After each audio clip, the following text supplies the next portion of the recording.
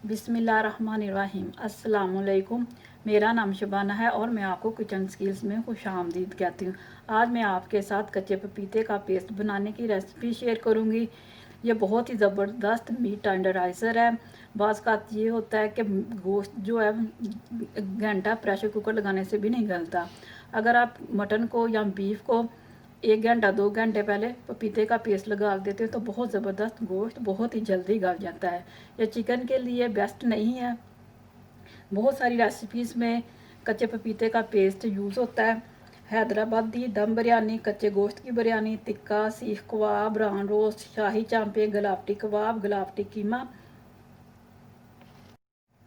अब मैं पपीते को काटती हूँ। कच्चे पपीते को स्किन के साथ ही काटेंगे।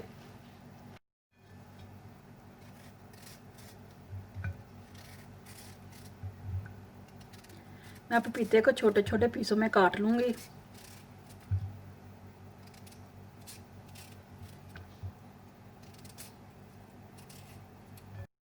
पपीते का ये वाला हिस्सा रिमूव कर देना है।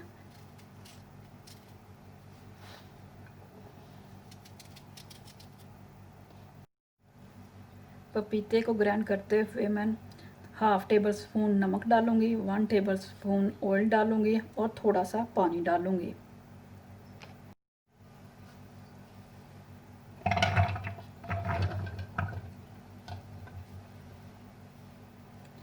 ऑयल डाल दिया,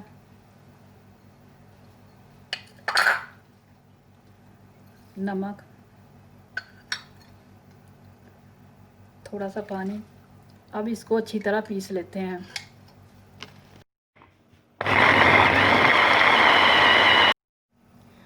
कच्चे पपीते का पेस्ट तैयार हो चुका है। कच्चा पपीता थोड़ा हार्ड होता है, इसलिए इसके पेस्ट को बनाने में थोड़ा टाइम लगता है। कच्चा पपीता हर वक्त मार्केट में आसानी से अवेलेबल नहीं है, इसलिए आप इसको फ्रीज़ कर भी रख सकते हैं। 8 से 10 दिन तक तो ये फ्रिज में आसानी से चल सकता है, लेकिन गर्मी का मौसम है इसलिए इसका ख़राब होने का खतरा है। आइस क्यूब में आप इसको इस तरह डालकर फ्रीज़ कर लें। ये काफ़ी महीनों तक चल जाएगा। क्यूब को मैंने फिल कर लिया है। अब मैं इनको फ्रीज़र में रख दूँगी। 1 किलो मटन या बीफ में 2 टेबल स्पून कच्चे पपीते का पेस्ट जाएगा। आपने सिर्फ 1.5 से 2 घंटे मटन या बीफ को लगा के रखना है। इससे हमारा गोश्त बहुत ही नरम, मुलायम और सॉफ्ट बनेगा।